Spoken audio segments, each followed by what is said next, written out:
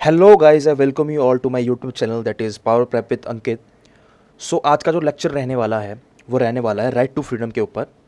सो उससे पहले हम एक बात कर लेते हैं कि मेरे जो लेक्चर्स हैं वो किसके लिए बेनिफिशियल रहेंगे। First of all, defence exams, CDS, CAPF, जिनमें आपको इस पॉलिटी के 10 to 12 क्वेश्चन आपको दिखेंगे।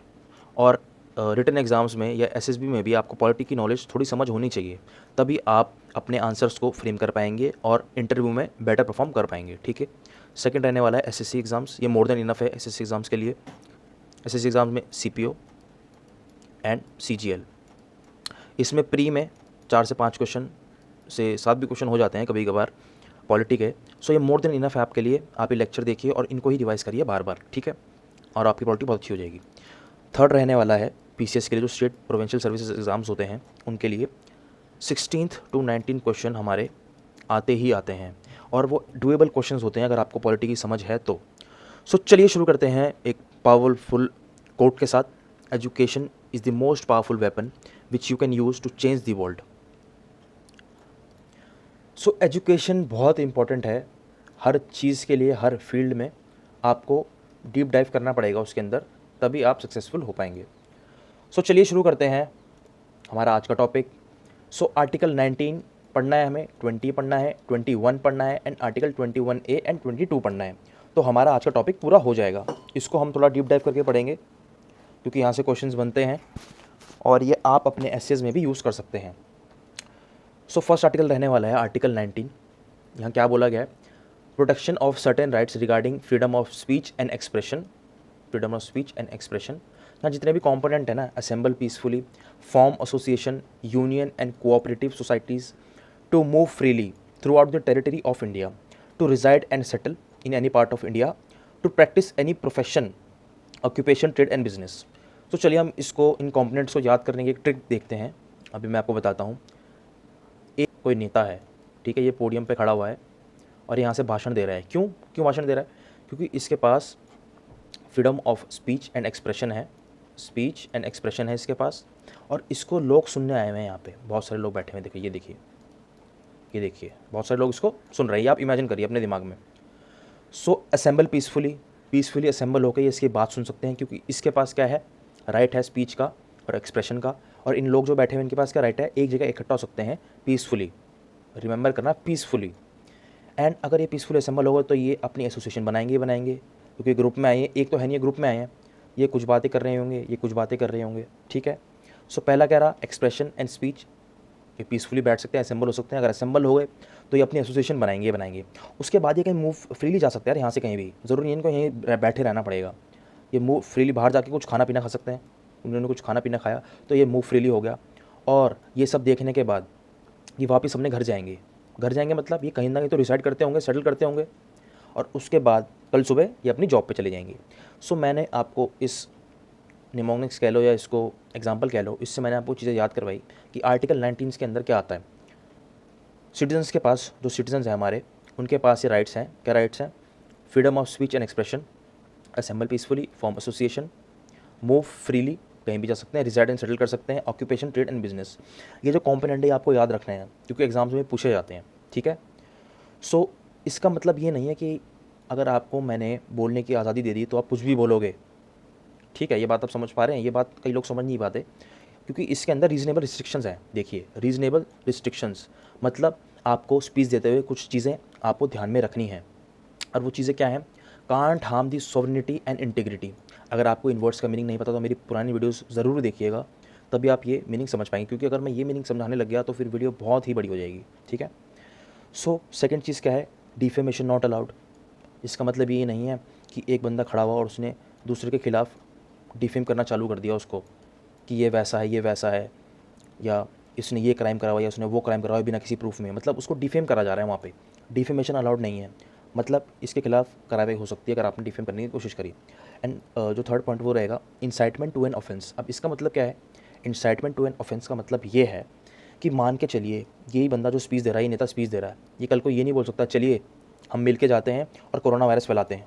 मतलब ये ऑफेंस को बढ़ाने की लोगों में उत्तेजना पैदा कर रहा है कि आप जाइए और वहाँ जाके आप ये ऑफेंस करिए, लॉ तोड़िए। ये आप नहीं कर सकते। इसका यहाँ से हम क्या समझते हैं कि जो आर्टिकल 19 है ना वो एब्सोल्यूट नहीं है, मतलब 100% आपके पास वो पावर नहीं है फ्रीडम ऑफ स्पीच और फ्रीडम ऑफ एक्सप्रेशन की। ये क्वालिफाइड है, क्या बोला मैंने, ये क्वालिफाइड है, एब्सोल्यूट नहीं है, ठीक है। सो आइए यहाँ से हम चलते हैं आर्टिकल 20 की तरफ। सो गाइज़ यहाँ से जो हमारे पास आर्टिकल निकलता है ना वो आर्टिकल रहने वाला है आर्टिकल 20। कौन सा आर्टिकल रहने वाला है? आर्टिकल 20। आर्टिकल 20 में क्या बोला गया है? Protection in respect of conviction of offence. अब इसका मतलब क्या है कि किसी बंदे ने ऑफेंस कर दिया है तो उसको लॉ क्या क्या ऑफर कर सकता है, उसकी प्रोटेक्शन के लिए क्या क्या ऑफर कर सकता है। फर्स्ट रहेगा नो रेट्रोस्पेक्टिव लॉ और नो एक्सपोस्ट फैक्टो। ये ध्यान रखना है आपको, वर्ड्स मैं आपको बताऊंगा उसको deeply. No double jeopardy, no self incrimination. अब पहले समझते हैं no retrospective law. Retrospective law का मतलब क्या होता है? मान के चलिए आर्यन खान था जिसको ड्रग केस में अंदर करा गया, ठीक है, तो उस डेट पे मान के चलिए 2020 की ये बात है, एग्जांपल ले लेते हैं। उस केस में 2 साल की सज़ा होनी थी उसको, अगर उस टाइम पे उसको ड्रग केस लग जाता तो 2 साल की सज़ा उस पर होनी थी, पर मान के चलिए इसकी प्रोसीडिंग्स में 3 साल लग गए। तो क्या टाइम आया 2023 का। 2023 में मान के चलिए जो सज़ा है ड्रग के केस में वो 5 साल है, तो इसको ये सज़ा 5 साल की नहीं मिलेगी, इसको सज़ा 2 साल की ही मिलेगी। रेट्रोस्पेक्टिव लॉ, समझ गए? No retrospective law, no ex post facto, मतलब जो सज़ा मिलनी है वो उसी टाइम की मिलनी है जब उसने क्राइम करा है। इसका मतलब बस सिंपली यही है, और आप इस वर्ड को ध्यान रखिएगा बस, जब आप ये वर्ड आपको कहीं भी दिखे तो इसका मतलब यही है। एग्जांपल जो मैंने दिया, नो डबल जियोपार्डी। अब इसी आर्यन खान को ले लेते हैं कि ये जेल में गया, 2 साल की इसने सज़ा काटी, ये बाहर आया, तो अब इसको हम दोबारा वो सज़ा नहीं दे सकते उस क्राइम के लिए। अब उसने जो काट ली वो काट ली, उसके लिए उसको दोबारा सज़ा नहीं मिलेगी, ठीक है। इसका कहने का मतलब बस यही था। एंड लास्ट में आता है नो सेल्फ इंक्रिमिनेशन। अब इसका मतलब क्या है कि एक बंदा पकड़ा गया तो उसको हम ये नहीं बोल सकते आप अपने खिलाफ ही विटनेस खड़े हो जाओ, नहीं, उसके लिए हमें प्रूफ चाहिए होंगे। ये बंदा खड़ा हो जाए और बोले कि हाँ मैंने मर्डर करा, नहीं भाई तू प्रूफ तो दिखा उसके कि तूने मर्डर करा है, तभी तो हम तुझे अंदर करेंगे। सो इसका मतलब ये है कि वो बंदा क्रिमिनल प्रोसीडिंग्स में खुद के खिलाफ विटनेस खड़ा नहीं हो सकता, बट इसका मतलब ये नहीं है कि पुलिस उससे ब्लड सैंपल्स नहीं ले सकती या DNA सैंपल्स नहीं ले सकती, ठीक है, या थंब इम्प्रेशन नहीं ले सकती। इसका मतलब बिल्कुल भी ये नहीं है, बस इसका मतलब ये है कि वो विटनेस खड़ा नहीं हो सकता। इन 3 का जो मीनिंग है ना, ये मैंने आपको बहुत ही परफेक्ट एग्जाम्पल्स में समझा दिया है, क्योंकि ये बहुत कॉम्प्लेक्स टॉपिक है, ये वाला तो बंदों को समझ ही नहीं आता। सो इसमें एक बोल सकते हैं आप एक्सपेक्टेशन है, क्या है वो, सिविल में जो सिविल लॉ होते हैं ना, मतलब बिजनेस के लॉज होते हैं, उसमें एक्सपोस्ट फैक्टो लॉ लग सकता है। मतलब मान के चलिए सज़ा हुई बंदे को और बंदे ने क्राइम करा था 2020 में, बट 2023 में उसके लॉस चेंज हो गए, तो इसको सज़ा आगे की मिल सकती है। प्रोसीडिंग चल रही है और 3 साल बाद सज़ा कड़ी हो गई ना, तो इसको 2023 के लॉ से इनलाइन ही सज़ा मिल सकती है जो 2023 में लॉ होंगे। बस इसका मतलब यही था। सो गाइज़ यहाँ से जो आर्टिकल हमें पढ़ना है वो रहेगा आर्टिकल 21। 20 हम पढ़ चुके हैं, हम क्या क्या पढ़ चुके हैं, आर्टिकल 19 पढ़ चुके हैं, 20 पढ़ चुके हैं थोरोली। अब हमें आर्टिकल 21 पढ़ना है। आर्टिकल 21 क्या है? Protection of life and personal liberty. ये ध्यान रखना है, ये बहुत एग्जाम्स में आ चुका है, SSC एग्जाम में पता नहीं कितनी बार आ चुका है।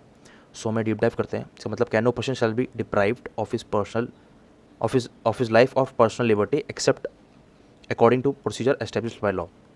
मान के चलिए ये एक स्टेट है, इसके अंदर कई बंदे हैं, कई लोग हैं, इनके पास आर्टिकल 21 है। आर्टिकल 20 के अंडर क्या आता है? जैसे कि राइट टू हेल्दी एनवायरनमेंट, मतलब जो आपका पोल्यूशन की जो परसेंटेज है या जो एब्सोल्यूट परसेंटेज है वो 40 to 50 के बीच में रहना चाहिए, बट अभी कितना चल रहा है दिल्ली में? 400। तो मतलब ये आर्टिकल 21 का हार्म हुआ, हमारी पर्सनल लिबर्टी का हार्म हुआ। हमारी एक पर्सनल लिबर्टी है कि हम कहीं भी जा सकते हैं, कोई भी ऑक्यूपेशन चूज़ कर सकते हैं, हम कुछ भी कर सकते हैं, बट इसमें क्या है कि कोई भी पर्सन आपको डिप्राइव नहीं कर सकता इन सब चीज़ों से। बट एक चीज़ एक तरीके से हो सकती है, वो क्या है? Procedure established by law. मान के चलिए ये पार्लियामेंट है, ठीक है, यहाँ पे एक एक्ट या बिल आया, वो पास हुआ, फिर वो एक्ट बना, मतलब वो लीगल बन गया, राइट, ये वो लीगल लॉ बन गया। सो मतलब इसके थ्रू हम आपकी पर्सनल लिबर्टी हार्म कर सकते हैं, ये आर्टिकल 21 में गिवन है। क्या बोला मैंने?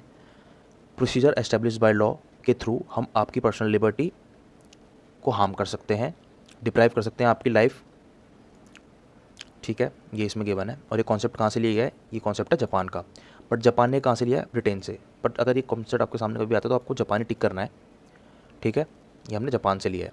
सो आर्टिकल 21 के अंदर क्या क्या आता है? वेरियस पार्ट्स आते हैं, इसमें एस्पेक्ट्स आते हैं। मैंने क्या बोला आपको? Right to live with dignity. यार कोई मान के चलिए देयर इज़ अ वुमन, ठीक है, ये एक लड़की है, तो यार इसकी आप डिग्निटी हार्म नहीं कर सकते कुछ भी बोल के, ठीक है, इसकी एक डिग्निटी है, उसको आप हार्म नहीं कर सकते। ये आर्टिकल 21 से प्रोटेक्टेड है। राइट टू लाइवलीहुड, आपको जीने का हक है भाई, ये नहीं कि आपको कोई भी आके मार देगा बिना किसी रीज़न के। राइट टू हेल्दी एनवायरनमेंट, जो हमने अभी ऊपर बात करी। अब इसमें क्या है कि पर्सनल लिबर्टी, जो हमारी पर्सनल लिबर्टी है ना, उसको भी प्रोटेक्ट करता है। और ये ना, ये इसमें बहुत ज़्यादा स्कोप है, इसके अंदर कोर्ट्स और भी चीज़ें ऐड कर सकते हैं, अभी ऐड नहीं करें तो और भी चीज़ें इसके अंदर ऐड हो सकती हैं। ये काफ़ी बड़ा है, एज एन आर्टिकल ये काफ़ी बड़ा है, इसके अंदर अभी और भी चीज़ें आ सकती हैं। तो no person shall be deprived of their personal liberty except according to procedure establish by law, जो मैंने आपको बताया। और पर्सनल जो लिबर्टी है वो उसमें क्या क्या डिफाइन करा गया है, move freely, choose ones place of residence, कहीं भी रह सकता है। ये नहीं है कि आप जम्मू में नहीं रह सकते, ठीक है, आप जम्मू में नहीं रह सकते, आप दिल्ली में नहीं रह सकते, आप हरियाणा में नहीं रह सकते।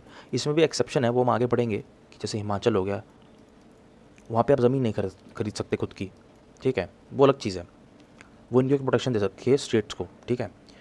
और freedom to engage in any lawful occupation और प्रोफेशन, ऐसा प्रोफेशन जो लॉफुली राइट है, मतलब जैसे डॉक्टर कोई भी बन सकता है, इंजीनियर कोई भी बन सकता है, ठीक है, आप आर्मी में जा सकते हैं, आप पुलिस में जा सकते हैं, आपको कोई रोक नहीं सकता। बस ये है कि आप एलिजिबल होनी चाहिए इन सब चीज़ों के लिए। बट आपको एक चीज़ इसमें गलत नहीं लगी कि प्रोसीजर एस्टेब्लिश बाय लॉ से हम आपकी पर्सनल लिबर्टी हार्म कर सकते हैं।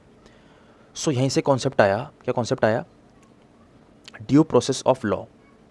अब आप एक देख के चलिए, मान के चलिए मेनका गांधी जी है, इन्होंने सोचा अरे यार हमारा जो इंडिया है, आपको तो पता ही है वो गवर्नमेंट कैसी है कि लोगों को नोच खाएगी, टैक्स ले लेगी, हर चीज़ ले लेगी आपसे, वो चाहेगी तो वो तो आपकी पर्सनल लिबर्टी हार्म ही हार्म करती रहेगी लॉफुली बना के। क्योंकि लॉफुली का मतलब क्या है कि आपकी पार्लियामेंट में सरकार है, पार्लियामेंट में आप गए, आपने एक बिल लाए, मेजोरिटी या तो पास कराया, वो एक्ट बन गया।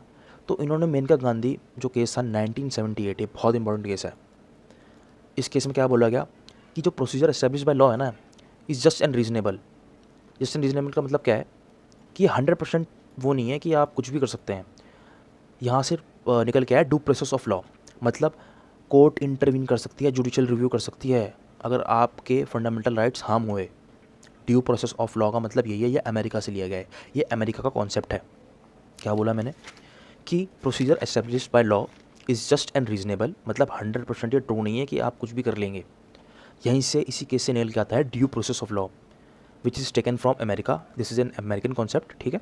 इसके बाद क्या बोलते हैं कि कोर्ट जुडिशियल रिव्यू कर सकते हैं। जुडिशियल रिव्यू का मतलब कि अगर आपको नहीं पता कि एक पार्लियामेंट में कुछ भी पास करा जो फंडामेंटल राइट्स को हार्म कर रहा है, तो जुडिशियल रिव्यू इस पर हो सकता है, कोर्ट इसको क्वैश कर सकती है कि आप इसको नहीं मानेंगे क्योंकि कोर्ट सुप्रीम है। हमारे केसेस में, हमारे जो इंडिया है वहाँ पे कोर्ट के ऊपर कुछ नहीं है, ठीक है, custodian of constitution is supreme court, ये 20 आर्टिकल में था। इसके बाद क्या है, इसके बाद आता है हमारा आर्टिकल 21A। ये देखिए आर्टिकल 21A क्यों, मतलब ये अमेंडमेंट, ये हम अमेंडमेंट से लाए हैं, हमने अपना कॉन्स्टिट्यूशन को अमेंड करा, उसके अंदर हमने ये चीज़ इनकलकेट करी। उसके बाद क्या है, right to education, right to education, 86th amendment to 2002, क्या है 2002, 2000 नहीं 2002, ये बहुत एग्जाम्स में आ चुका है, ठीक है।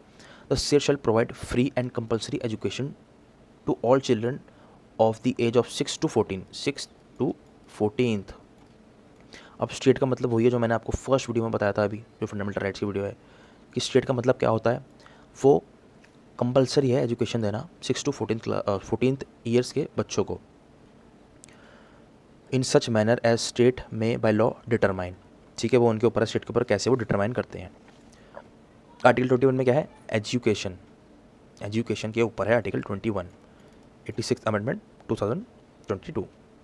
जो हमारा इसके बाद जो रहने वाला है दैट इज़ आर्टिकल 22, ये क्या है, protection against arrest and detention in certain cases. कुछ केसेस में आपको हम कैसे प्रोटेक्ट कर सकते हैं अरेस्ट और डिटेंशन में, मतलब ये मतलब नहीं है कि आप अरेस्ट नहीं होंगे, अगर आप अरेस्ट हो गए उसके बाद आपको लॉ क्या ऑफर करता है, समझ गए।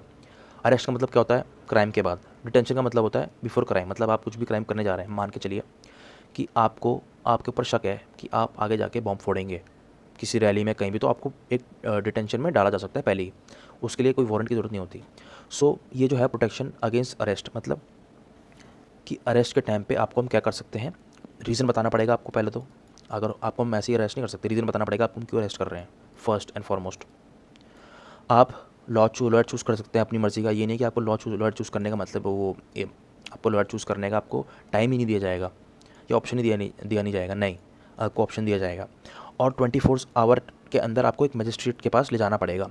और इसमें एक्सक्लूडिंग जर्नी टाइम, मतलब ये नहीं है कि आप मान के चलिए आपको अरेस्ट करा गया पुलिस ने और 48 आवर्स लग गए आपको पहुंचने में, नहीं, आपने जो क्राइम करा माइनस ट्रैवलिंग टाइम और उसके बाद 24 घंटे के अंदर आपको एक मजिस्ट्रेट के पास ले जाना है। ये आपको एक मान के चलिए प्रोटेक्शन दी जाती है अरेस्ट के टाइम पे। But whereas we talk about detention में क्या है, डिटेंशन में क्या होता है कि आपको रीज़न नहीं बताया जाएगा कि आपको हम क्यों डिटेन कर रहे हैं। जो आर्टिकल 22 के अंदर जो भी जितने भी आर्टिकल हैं ना हमारे, वो आपको नहीं दिए जाएंगे, उनमें से एक भी प्रोटेक्शन आपको नहीं दिया जाएगा।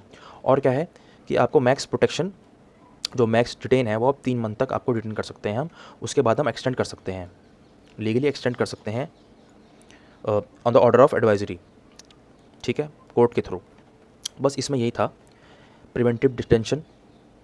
अच्छा, एक और चीज़ बता देता हूँ, जो ये चीज़ है ना, इनको बोला जाता है प्यूनिटिव डिटेंशन। मतलब प्यूनिटिव डिटेंशन, PUNITIV डिटेंशन, मतलब क्राइम के बाद जब आपको डिटेन करते हैं, ये प्यूनिटिव डिटेंशन है। ये प्रिवेंटिव डिटेंशन है, मतलब कोई क्राइम करने से अगर आपको प्रिवेंट करना है उसके पहले का डिटेंशन अंदर रखने का। सो गाइस, यही थी आज की वीडियो। आई होप आपको पसंद आई हो। So keep liking my content and sharing my content.